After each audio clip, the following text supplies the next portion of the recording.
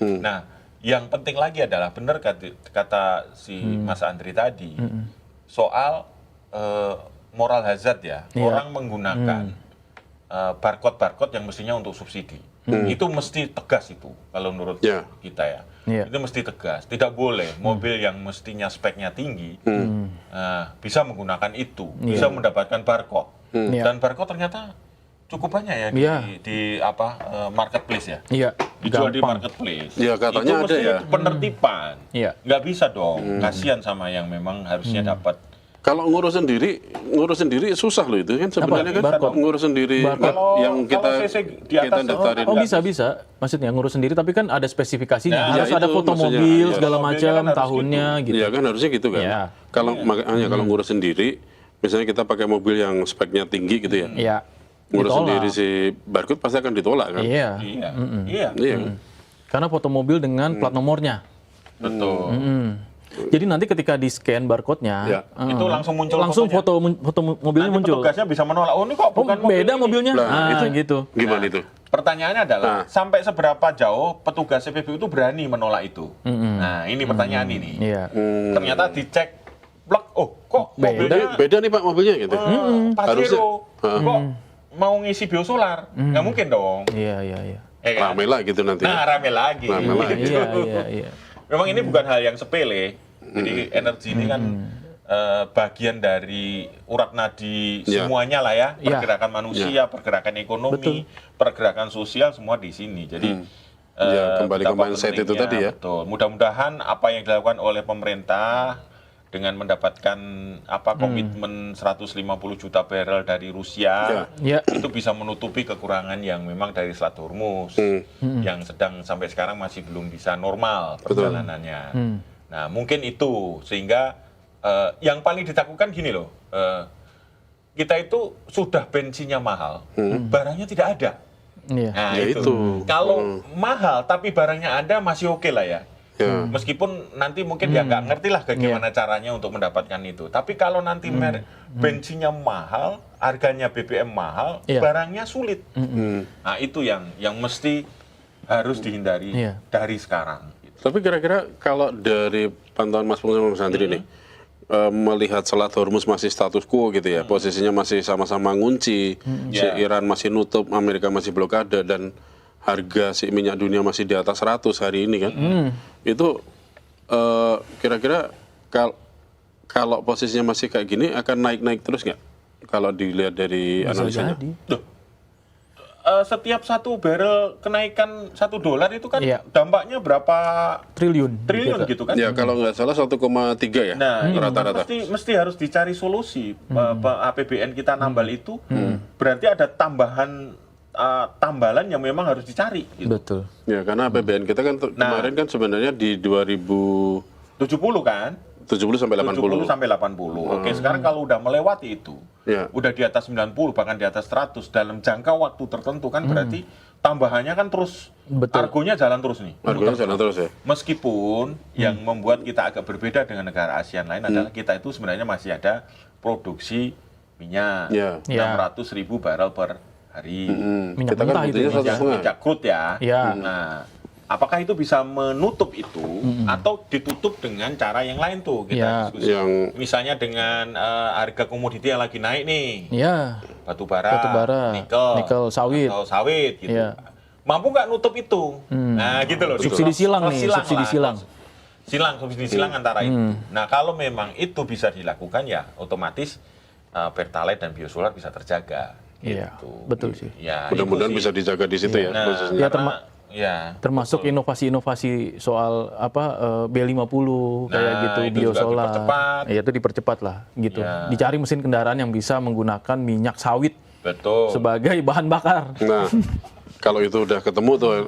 Nah, kita kayak sawit ya. Agak aman ya. Nah, kita sawit udah berlimpah. Betul. Berlimpah. Jadi kalau sawit ini efisien, bagus, dampaknya minim untuk mesin, ya kita nggak ada masalah dengan Selat Hormuz mau ditutup juga nggak masalah. Kita bisa pakai minyak sawit ya, CPO ya, FAME. Betul. Tapi karena itu masih hitungannya masih jangka panjang ya, jangka panjang atau menengah lah. Teknologi kan. Ya, karena teknologi. Nah, sekarang kira-kira apa nih yang bisa membuat kita ini bisa bertahan nih untuk kita masyarakat sebagai pengguna BBM-nya? Ya, kalau kita ya tadi kita itu harus mulai hidup hemat BBM. Ya. Itu Hemat nggak BBM, mau ya. tidak mau. Jadi gunakan seefisien mungkin kalau kita mau pergi menggunakan kendaraan yang ber-BBM. Tapi kan sekarang kan transportasi sebagai kebutuhan Ya, Iya, sehari-hari ya. harusnya diperbanyak Jadi- ya transportasi umum juga ya. Nah, itu Mas. transportasi umum harus Dibuat- dimaksimalkan semaksimal mungkin agar orang Iya. malas untuk naik mobil sendiri, udah macet, bayar mahal lagi. Betul. Gitu Dan kan. dibuat lebih layak dan aman. Layak Nah. aman. Aman dari kecelakaan ya. Ya. Itu ya penting ya. Penting. Kemarin kan baru kita Iya. ada Jadi, musibah itu ya. Untuk DKI Jakarta, untuk kota-kota besar lain Ya. yang mencatatkan konsumsi BBM besar, ya pemerintah daerahnya harus segera membenahi Ya. angkutan umum. Oke. Atau Catat kalau itu. perlu diberi insentif ya, orang naik angkutan umum dalam jangka waktu 3 bulan akan kena akan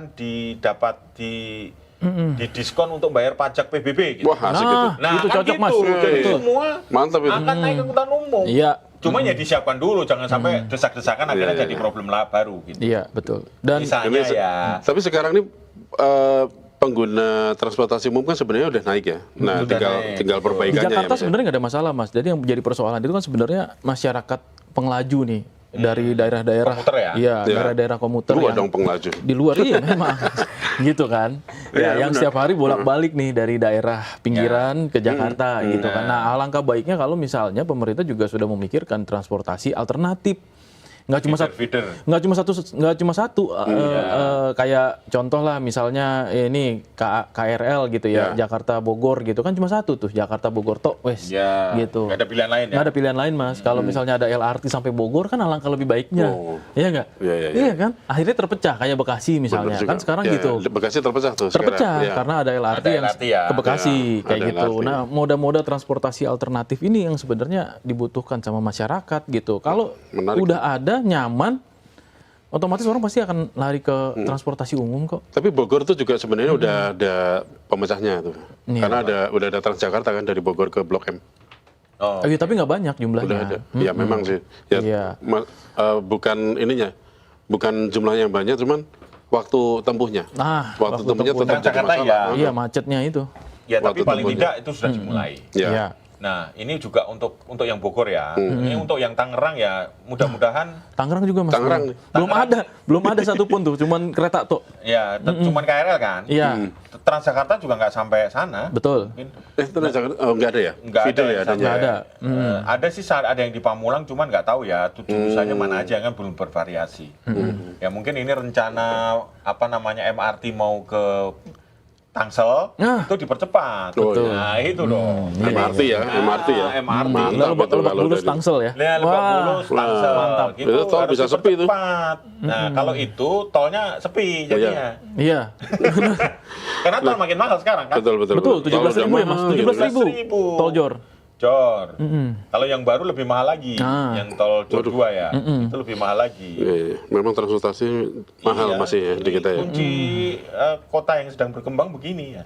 Ya mudah-mudahan pemerintah juga segera merumuskan kebijakan yang paling tepat agar APBN kita terjaga, Betul. masyarakat tetap jalan, tidak terlalu terbebani biaya BBM yang semakin mahal. Betul. Ya, kompensasinya perlu dicari gitu. Iya. Nah itu sih dan ada juga nih yang mulai mengotak-atik mesin mobilnya agar mampu turun kelas. Jadi BBM-nya turun kelas. Nah, jadi ini itu akal-akalan bengkel nih. itu resiko ya, benar. Iya. Mendingan kita ikutin dulu yang tips yang kita kemarin bahas di Autotech Nah, kita Indonesia. khusus ya, Kita lihat dulu mencari tips-tips ini ya. bagaimana Nah, coba. menghemat BBM dalam berkendara. Ya. Kita lihat.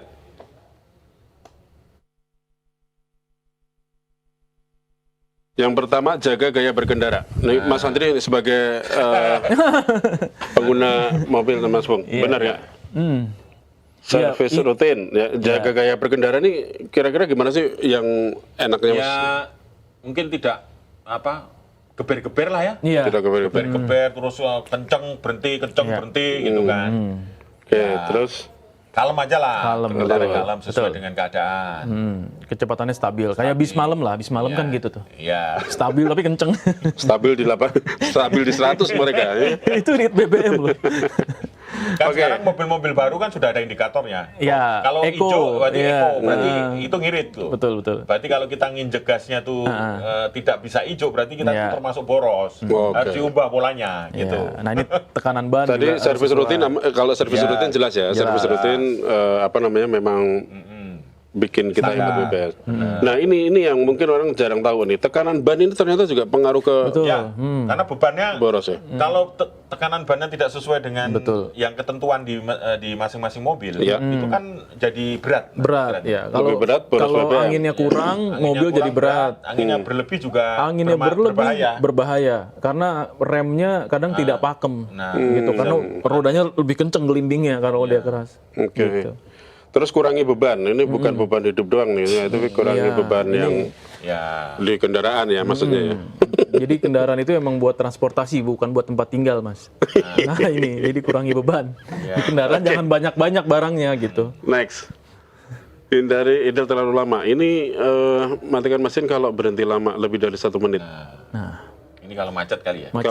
Macet nih. Ini sebenarnya teknologi baru, mobil baru itu sebenarnya bisa otomatis idle. Oh gitu. Iya, jadi kayak motor juga gitu. Ya, kalau digas dia jalan lagi. Betul Mas. Kalau digas dia jalan lagi, nyala lagi mesinnya. Cukup irit ya. Cukup irit. Mobil baru udah pakai ini ya. Mobil-mobil baru udah pakai ini teknologinya idle. Mobilmu juga udah Mas. Yang mana nih? Oke. Mobil kita belum ini. Gunakan gigi yang tepat, manual. Nah ini kalau manual ya. Nah ini mobil saya nih manual nih. Iya. Tapi manual buahnya lebih irit ya? Iya betul Mas, betul. Memang lebih irit ya? Lebih irit. Selama pemakaiannya tepat gitu. Jadi tidak bermain di RPM tinggi. Oke. Next. Manfaatkan AC dengan bijak. Nah ini. Kalau di Jakarta tanpa AC kayaknya ngap banget ya. Betul. Iya nggak sih? Tapi ya bijaknya gimana nih Mas Hendri? Ada tips untuk bijak ber-AC itu gimana? Jangan terlalu dingin. Oh jangan terlalu tinggi. Jangan terlalu. Ya ininya. Jangan terlalu dingin ya. Temperaturnya diatur. Sampai dimentokin yang paling rendah. Yang low. Low atau 18 ya. Iya. Terus mungkin 20. Anginnya paling kencang. Anginnya paling kencang dikeber gitu kayak. Anginnya 1-2 lah. Oke. Itu kira-kira lah. Nah ini rencanakan rute nih asik nih ya. Kalau ada rencanakan rute penting. Ini tadi disampaikan Mas Pung ini. Jadi kalau dari titik ke titik itu jangan sampai yang jauh ke jauh gitu. Iya. Kalau mau meeting tuh dipikir dulu nih. Kita kan punya teknologi Google Map. Wah kita meeting di mana ya? Di tengah gitu. Jadi sama-sama punya jarak yang adil gitu. Betul. Oke. Next. 9-10. Oh ada ya masih? Ya 10 ya. Oke, tutup jendela saat kecepatan tinggi. Nah oke. Ini memang nggak nyaman juga ya kalau kita berkendara jendelanya dibuka, kecuali kalau memang rusak itu jendelanya. Kecuali nggak ada AC-nya. Gunakan BBM sesuai rekomendasi ya itu tadi Mas. Iya. Kalau yang dioprek-oprek kan malah bahaya ya kan. Betul. Jangka panjangnya mesinnya jadi yang remuk ya. Karena lebih boros Mas. Kalau misalnya tidak sesuai dengan boros rekomendasi. Lagi kalau mesin rusak nambah boros lagi tuh. Iya. Ongkos servisnya mahal. Turun mesin, repot. Ganti onderdil, aduh udah deh. Jadinya mau irit tapi malah boncos gitu. Yang penting ini ya berarti tadi ya Mas Bung ya. Yang kita perlu bold adalah mindset bahwa BBM itu mahal. Jadi harga BBM bukan mahal. Artinya harga mindset BBM bahwa itu tinggi. Harga BBM itu tidak murah. Tidak murah.